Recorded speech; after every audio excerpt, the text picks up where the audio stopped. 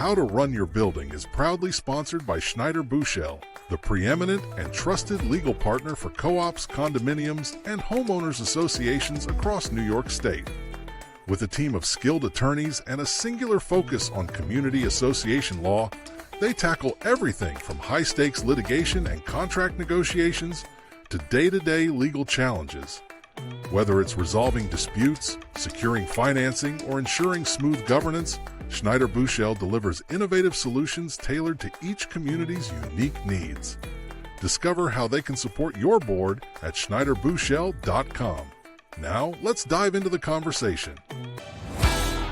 Welcome to Habitat's Management Series, where we have gathered leading New York City property management executives to discuss the challenges their companies and clients face as they navigate the complex world of co-op and condo operations.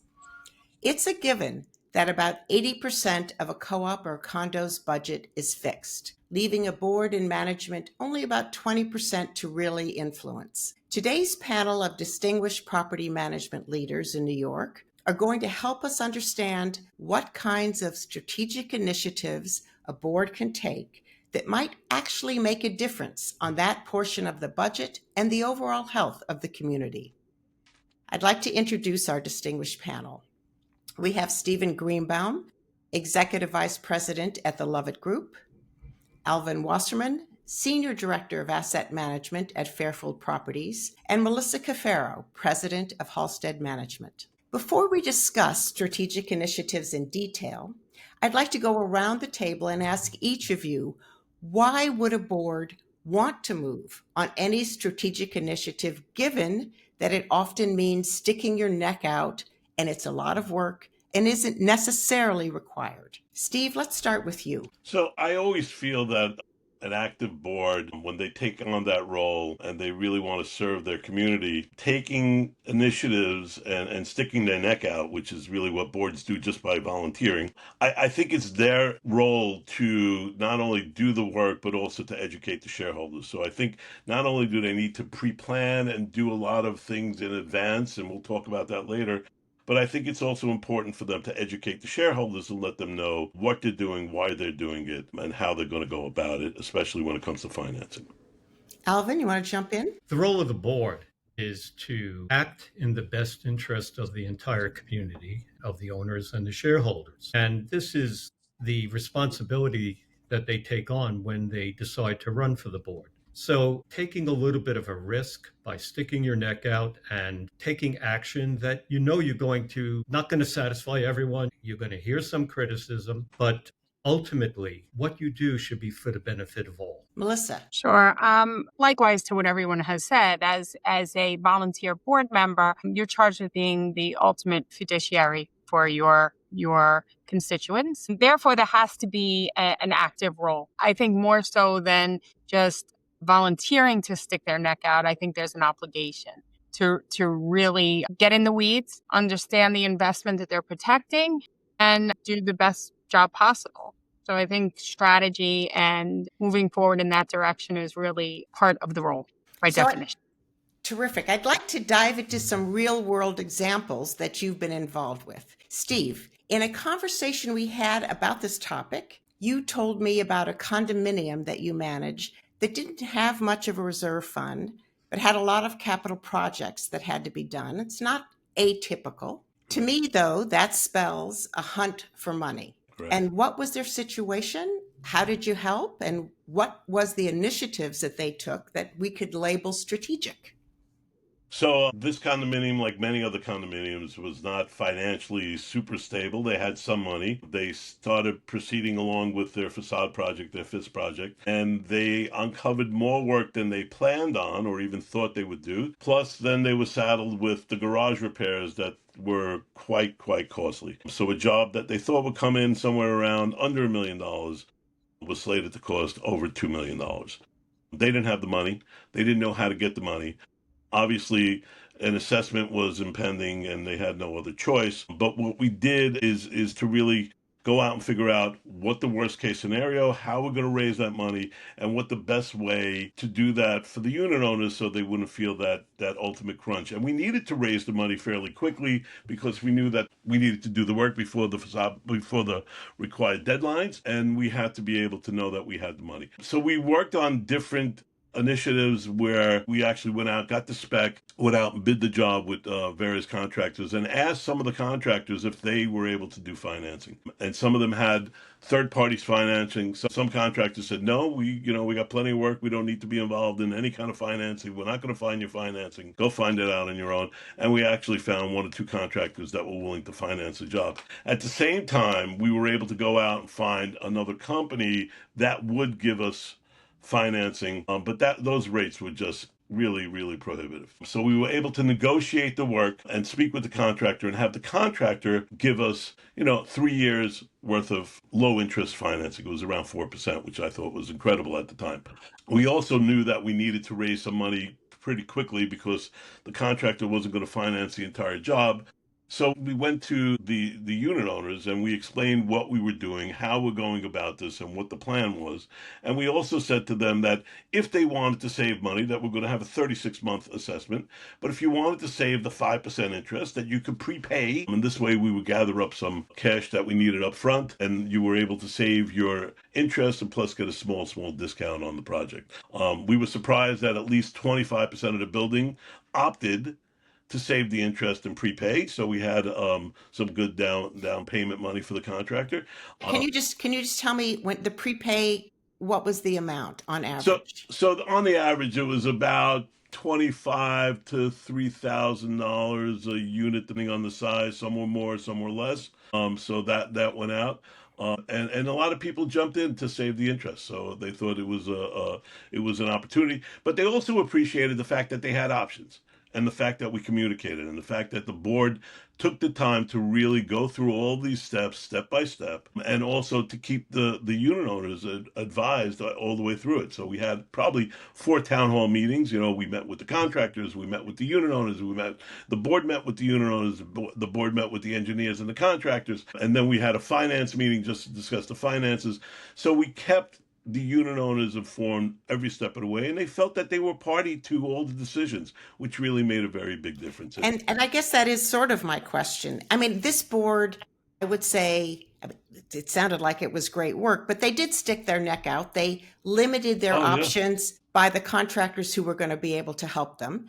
Yeah. Some unit owner could, later down the road say you picked a poor contractor just because he was going to provide us money. Right. So did they circumvent that potential conflict by communication? Is that a strategy? So look, we all know that every annual meeting we go to, the biggest complaint we get from shareholders and unit owners is that they want more communication, more transparency. So we hear that every time we go to annual meetings. I know that Alvin and Melissa are shaking their heads because we hear this nightly. So we did that. We made sure that we communicated, and we were very transparent about what we were doing. So it was important to do that. And the other part was we didn't communicate to the contractors. We went out, instead of usually we go to 5 or 6 contractors, we went out to 8 to see. And we didn't tell contractors, bid the job if only if you could do financing, because we had other options. Third-party finance company that was going to do it. We could have gone out and gotten a mortgage. There were other options available to us. So when we bid the job, we bid it to get the best contractor for the best price. It just so happens that the best contractor at the best price also offered us the financing. I guess we cajoled them into, getting the job that way. And I just want to ask, for boards that may be listening to this, when a contractor offers financing, are they going to a third party, or is this out of their company? So that's a great question. So some of the contractors offered but they went to a third party and they financed the job, or they had a bank that that they had a credit line with, and they would offer that numbers to us. This contractor did it personally through his company, and he went out 36 months for us. Nice. Yeah. Melissa, when we spoke earlier in the month, you were taking a hard look at areas of the budget where potential savings could be found and proactively taking steps to realize those savings. Can you share what you're doing and how successful you think this initiative is or will be? Sure. So I think we're all aware that there are non-discretionary items that really encompass most of the operating budgets in both co-ops and condos. In the co-op world, the underlying mortgage, the real estate taxes and labor, throw in some insurance, and then that's about it. You've got very little left to play with. So here you have a board that is expected to make headway and do this tremendous job, but really they have so much that they can't do anything about in those categories. So we've had boards come back to us and say, yes, we understand that there's only 15 or 20% remaining in the budget, but it's our job to really get in the weeds about that. The first step in that direction is that they're looking at the bills and they're questioning the bills and they're questioning, routine maintenance, repairs. Are these really necessary? Is it the best pricing? And so, that has been the environment for a long time. But we're going a step further because they are seeing rising costs between congestion pricing, potentially now tariffs, and just a shrinking market of available vendors, both on supplies and in the contract realm. The competition has just narrowed. So we've had to really look at those things, that small fraction of their operating budget. And what we've done is we've created analytics to look at buildings and create a baseline comparison. What is the percent buildings? And then we can focus where there's outliers. We can either determine that there's good reason or realize that's where we need to focus instead of looking at a big categorical pot, with no real direction. And so we have been successful. We've noticed that across the portfolio, there are some discrete line items that everybody seems to be paying more for. And so now we can go directly to the vendors and contractors that provide that and try to hedge the buying power of our 200 plus buildings to get better pricing on those items. And we have the analytics and data to support that what's going on with this. I think one of the biggest one is the fuel surcharge and congestion pricing. We've seen that, from a lot of the larger vendors. And to go back and say to them, well, if you're servicing 100 buildings in this area, it's not really rational to charge that over and over again. And you beat them up a little bit, come back home and be a little more service oriented. And we have had some success. That is in general what we've been looking at. And that's been a strategy. And I think that it's very helpful for our boards when we can provide their comp analysis of like buildings. They're able to present that sort of in a blind format to the residents of the building to show what efforts they're making, how they're performing against comparable buildings in the neighborhood.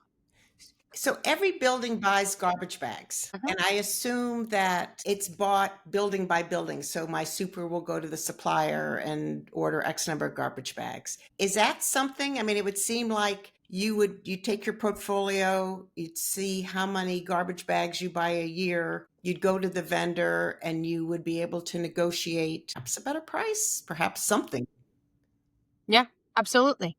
And so those are the kinds of things that we have looked to negotiate on behalf of our clients. We try to limit it not to just one. We don't want to, only offer one garbage bag supplier to our clients. So we will go to several and we'll create an internal price list. The same with, salt during the winter months and a number of other items. Right now, gas detectors being the big one with compliance, compostable bags for composting. So, and I'm assuming this is somewhat of a change where, either clients are asking you or you're stepping up, basically saying, we want you to buy stuff for us as a portfolio, not just as an individual building. Is that a change? Well, yeah, we're not actually buying, we're not procuring that and warehousing it and offering it. What we're doing is we're just doing the back end work. We're working with the large vendors that we were already working with among the portfolio, but just trying to bring that competition front and center so that we have real pricing on items that everybody or most of our building must buy into. And making sure that the vendors on the other side are crystal clear that this is a family and all of these buildings are under our umbrella And so there's transparency in that regard. Thanks. Alvin, when we spoke earlier, you pointed to associations that followed investor Warren Buffett's advice. Do the opposite of what the herd is doing. How does that advice translate to co-ops and condos? Well, to begin with, in baseball, there's a term called getting ahead of the curve. And what that means is anticipating balls and strikes and getting ahead in the count. And every baseball fan knows that if you can't hit a curveball, you're not going to succeed as a major league player. So how does that translate for, let's say, Warren Buffett getting ahead of the curve? And in terms of investments, when everyone's exuberant, that's when he sells. When everyone is frightened, that's when he buys. Then how does that translate for management companies who have loans that for underlying mortgages for co-ops and construction loans for condominiums and loans, mortgages for equity portfolio?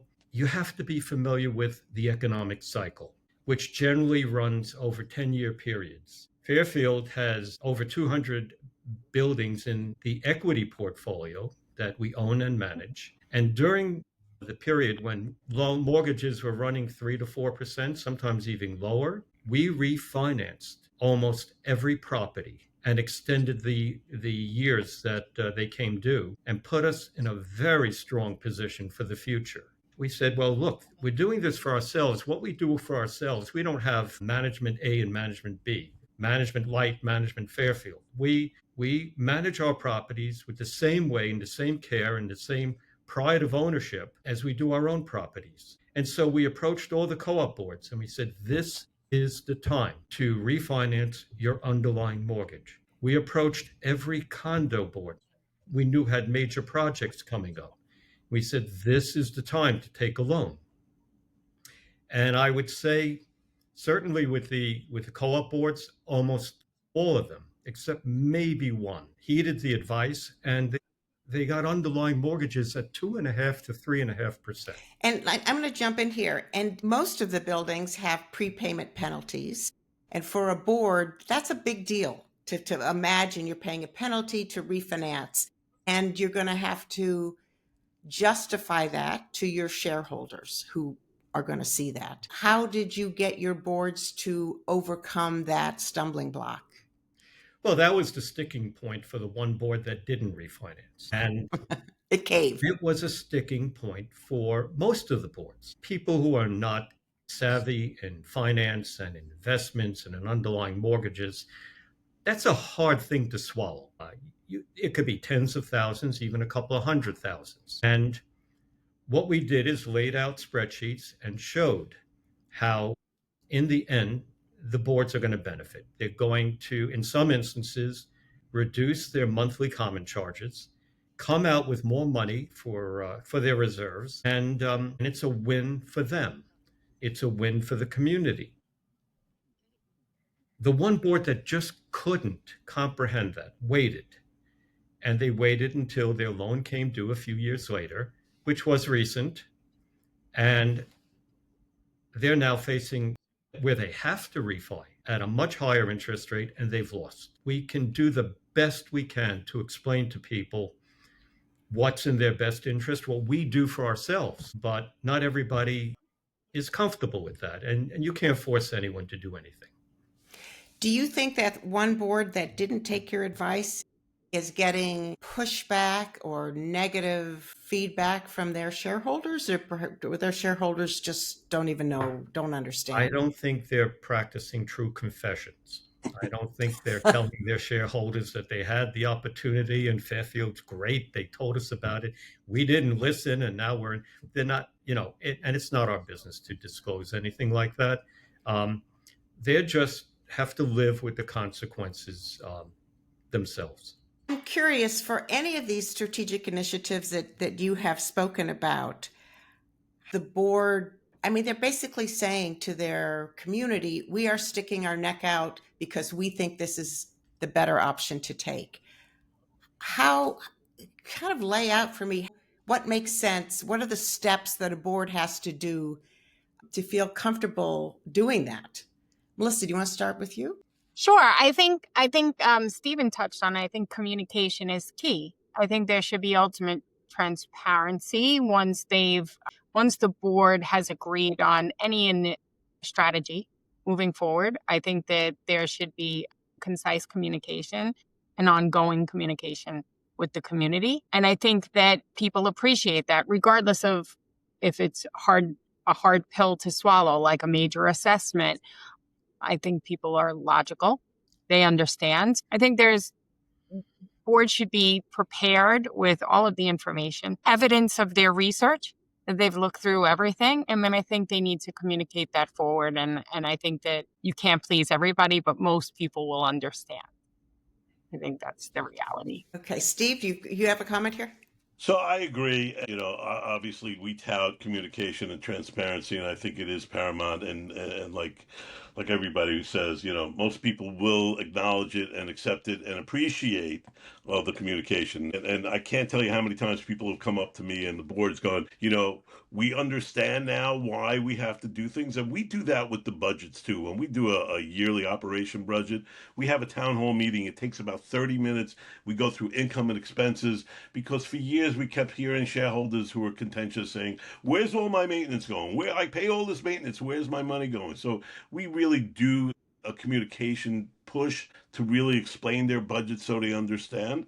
But the other point that's important is the board has a lot of access to a big community besides for the managing agent. The managing agent, usually you have one manager who comes into the meeting and explains stuff. They have a back office. I know that Melissa and Alvin and we have controllers in our back office, some wonderful financial people, some brilliant people who know the vast markets. I mean, the three of us have historical institutional knowledge that is unrivaled in this industry, but we also have people in our back office that we could talk to, and co-ops and condos also have a group of people they could run this stuff by too. They all have accountants, so if there's a question about an assessment or a question about what should we do with our money, should we refinance, should we have an assessment, it never hurts to pick up the phone and call your accountant. And there's also finance people on your board. If you don't have somebody on the board, go and recruit a volunteer who has good financial knowledge and run it by them and communicate that when you go to the shareholders. Not only we get this information from our managing agent, the managing agent CFO went through it, we ran it by our attorney, we ran it by our accountant, so the constituents understand that it's not just one managing agent and one board member making these huge multi-million-dollar decisions. It's a community. It takes a village, as they say. And there's a lot of people at our fingertips that we could go and access. And it's always important to do that. We like to say we don't want to take all the blame for it. So we could always shift that good news or bad news, and share it with the accountant, the attorney, and CFOs and other finance people. So, Alvin, I'm wondering, sort of building on what Steve just said, do these ideas come from the board? It's hard for me to imagine. Or is it coming from the management who's saying, you might want to do X, Y, and Z, and then maybe the board is clever enough to go talk to all its professionals? Well, in this instance, nobody was really thinking about refinancing because they were in the middle of a term of an underlying mortgage. So it did come from management. And we have somebody who runs a mortgage company within Fairfield who is very knowledgeable, because we're doing that for ourselves. And that person would make himself available to the boards to answer all the questions they have, whether or not they used us. Because not every board used Fairfield's mortgage company to refi. Some decided, they knew somebody, or they went out and shopped and they felt they could get a better deal. There's no requirement for that. But what I find is of utmost importance is simplicity in communication. And when something is true, it's simple. In communicating to the entire community about the concept of refinancing the underlying mortgage, there were two key points. Your monthly charge is going to go down. You're going to have more money in the bank. Any questions? You didn't leave the point, we're going to pay several $100,000 to do this. We provide a whole spreadsheet to everybody to look at that. And if they have questions about it, we're happy to answer it. But the net result are the two things that we highlight. And in one instance, it took an entire year for the board month after month. We communicated with them, the community. It took a whole year for them to finally say, oh, let's go for it. They got a 2.5% loan. And I guess I need to ask, the reason it took a year, is it because did the board not understand? Were they hesitant in communicating to their shareholders and felt they would get blowback? Why did it take so long?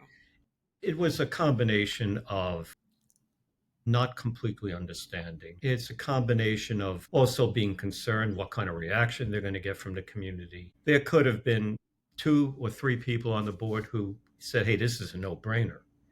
And then you've got board politics that come in because those 2 or 3 people are the ones that are saying it's a no-brainer. And so, there's a number of things that had to be navigated in order to come to a really good result for that board. On our part, and I say this to my managers, and it's something that I practice in life, something you have no control over, let it go. Don't hold on to it. Don't ruminate about it. You made your best effort, let it go. But next month, try again. And in between, just, let it rest.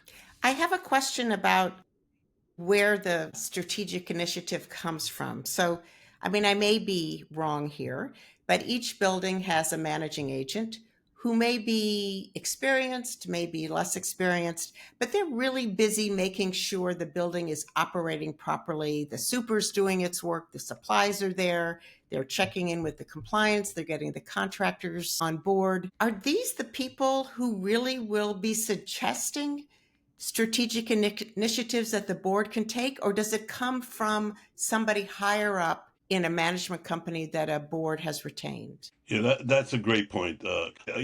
I always say to my boards that your property manager has 5 or 6 buildings. They know that little microcosm of that little world.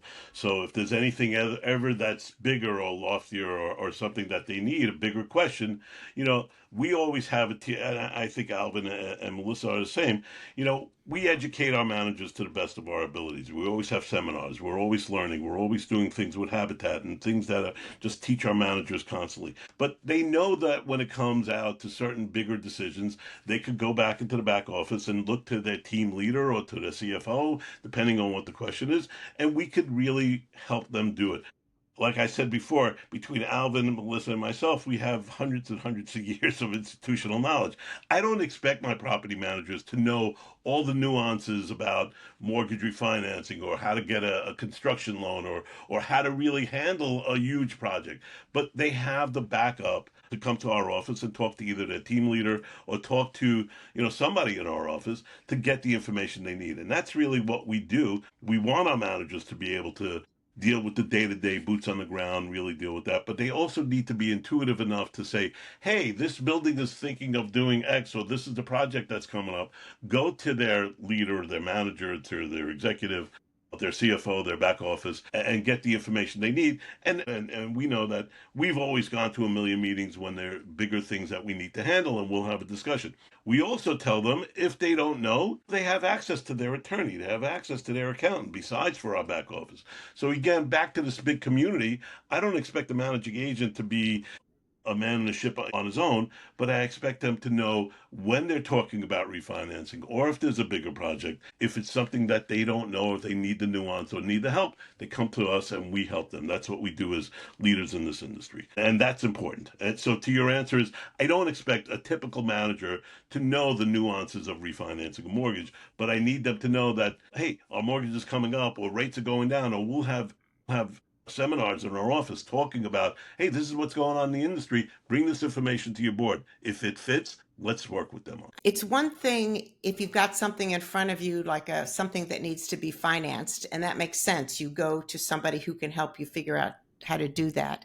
With all the city's new compliance requirements, there are strategic ways of bundling what needs to be done or making sure you haven't forgotten X, Y, and Z as you do your building's facade. Mm-hmm. Is it up to the board to ask maybe a more senior team at their management company, help us figure out how to bundle this, or is it up to the management company to come and say, let us help you? Who asked that question Well, first? the way we approach that, Carol, is I use the analogy the property manager is the tip of the iceberg, and the iceberg is the substance of the company, the stratified company below. But in some management companies, there isn't a lot of depth. And so instead of it being the tip of the iceberg, the manager is just like a floating piece of ice on the ocean. And if the Titanic were to sail by, it would still be sailing today because there would be no iceberg to hit. So what what our policy is and what our strategy is, I have a staff meeting with managers every week, and I every manager reports on everything that's going on at their properties that is significant. And what I say to them, I don't want to hear that the landscaper was there to cut the grass or something like that. Tell us what your problems you're facing. Put it on the table. You have hundreds of years of experience in this room. When you do that, it's our problem and we solve it. When you don't, you're on your own. And so we encourage open communication with the managers and to hear about what's going on at the properties. And when one manager talks about a compliance issue and other managers have that same compliance issue, we put together a strategy that works for everybody and we present it to the board. And this way, the managers get the benefit every single week of myself and two directors and an assistant director at that meeting, in addition to the property managers. That's a big investment in time and finance for our staff, but we find that it helps them and it helps the boards. And Melissa, does something similar go on at your company? Sure. Yeah, a combination of all of those things. We do have routine meetings, which are, agenda based here in house. So we're hitting points on latest compliance, upcoming budgets, things of that nature. We'll bring in guests, so on and so forth. But on a more day to day basis, we work in tiers. We have managing directors, which together make up our executive panel. The managing directors have insight into each of the buildings on the financial understanding of that. So when their budgets come due, when their mortgages come due, other specific details about that building. And so we're able to strategize globally and then sort of on a subset of buildings. I think energy, you brought that up. Everybody has some impact of the energy code and energy laws impacting us over the next few decades. So we're able to look at those buildings and which ones are subject to fines sooner, complex equipment. We're able to, break out all of the buildings that have specific HVAC systems based on their installations and or commercial footprints in the base of the building. So we can target those, develop a strategy, work on it through. And to your point, I don't think that boards should be always taking the lead. I think magazines like Habitat alert them to these upcoming things. So, we're always trying to sort of beat them to the punch, right? You don't want to walk into a meeting and they say, how come you haven't told us about local law 97? We want to be pseudo experts before that so that we can really talk fluently about it. And some of our more junior property managers really have to have that education, really have to be coached. We put together a newsletter, so that should summarize those things. And if they're not really comfortable talking about certain issues, they've got to bring us into the fold, any one of the executives or even just a more senior manager. Yeah, Carol, let me just add one thing. And obviously, Alvin and Melissa's points are fantastic and so true. The other thing we do is we make sure that at every board meeting, we give the boards information because, like Melissa said, we don't want boards to say, how come I didn't know? Why didn't you tell me? That's the last thing I ever want to hear from a board. We didn't know. So we spoon feed information to the boards so they have that information on a monthly basis. We put together what we call a milestone report that lists all the compliance items, whether they're completed, when they're due, what's pending. So every month, this is hand it out and give it to them in advance of the board meeting so it's there for discussion, whether it's on the agenda or not. Same way you give them a financial report to let them know how much money they have, where the reserve fund is, who's in arrears, how much money they have. But that milestone report every month goes into a board package. So it sparks conversation. Obviously, it gives them a timeline, or it keeps nudging. Look, boards have a lot on their plate, and there's a lot of things to do in a short period of time. That's the board meeting, and you want to be productive and you want to hit the points, but you also want to keep them aware of what's coming down the pike, not today. And this goes back to strategic planning. You want to know that, this report is due in 6 to 8 months, or this needs to be done in a year from now. So let's start planning. So we do these milestone reports and we put it in every board meeting every month so we could kind of track and give the board some idea of what they need. And we'll highlight things that are 6 months out or things that are due next month that we need to do. So it keeps the board informed. And remember, we clearly understand that they're unpaid volunteers and we're the paid professionals. So we really need to be assertive in making sure they do, or they let us do, what needs to be done for the building.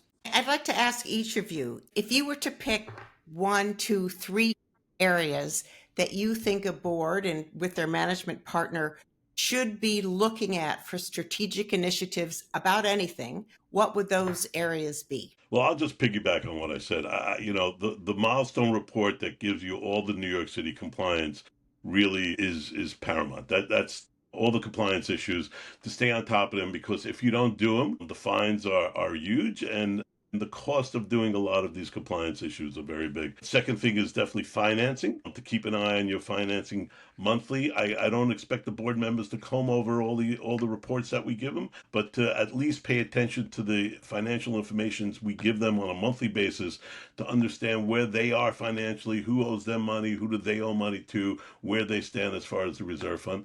And the third most important thing, I think, is communication and transparency. I mean, I can't say that enough, because we hear this I was at an annual meeting last night.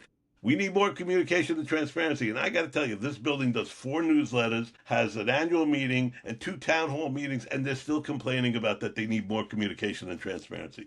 So I think it's important not only to be clear and transparent with your board, but also to try to go that further step and get out into the shareholders and communicate to them. So that's my thing. Melissa? Yeah, I agree. I think we've touched on all of the items. Compliance is a big one. When we've looked at the analytics, and Carol, I think I alluded to this previously, Local Law 11 facade projects are really the largest, most routine spend for our properties.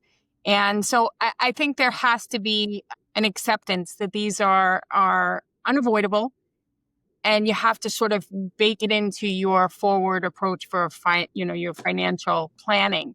Every 5 years, if you're going to have this big ticket, the best way to deal with that is to sort of assume some part of that on a rolling basis. So I think that's a good strategy. I think that also plays into mortgages and refinancing. I think we can all assume that interest-only loans that are going to come due in the next 3 or 4 years, that's a scary thought. So I think sooner rather than later, the boards have to be talking about this. And even if there's nothing to do, it's too early to pull a trigger. I think communication, transparency, reminding the shareholders that this is the world we live in, but that they're on it now and they're going to continue to work towards that.